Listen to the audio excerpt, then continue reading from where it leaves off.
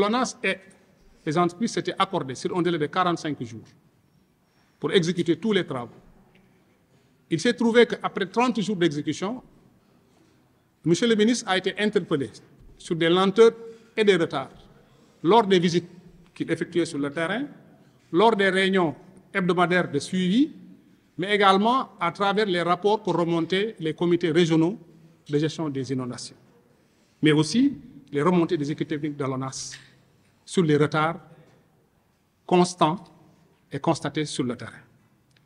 Alors, c'est ainsi que M. le ministre a demandé à une équipe de travailler sur la question, en demandant au ministre, au DG, de choisir 2 représentants, que lui-même, M. le ministre, avait choisi moi-même, directeur de l'assainissement et directeur de la prévention et de la gestion des inondations, pour travailler avec ces agents de l'ONAS sur la qu'est-ce qu'il faut faire pour accélérer les travaux.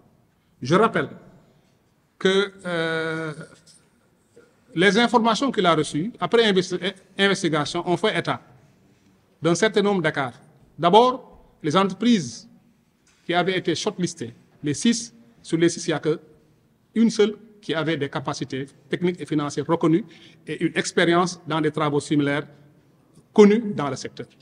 Le groupe a proposé au ministre, sur la base des témoignages des agents de l'ONAS présents à cette réunion, sur les entreprises capables de faire le travail en un temps record, le groupe a proposé au ministre de pouvoir demander au DG d'arrêter la procédure et de passer en procédure d'urgence, tel que ça avait été fait au départ, sauf qu'au départ, on était dans une procédure d'urgence en appel d'offres restreint, et cette fois-ci en procédure d'urgence par entente directe.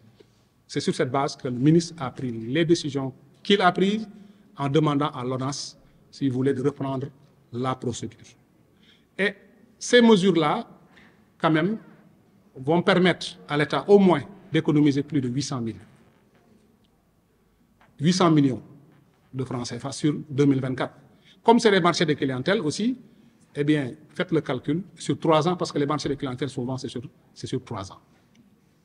Maintenant, à partir de ce moment-là, après que le nouveau DG ait été installé, donc c'était à lui de poursuivre le processus. Voilà en tout cas ce qui s'est passé. Et le ministre, en tout cas, avait un seul souci.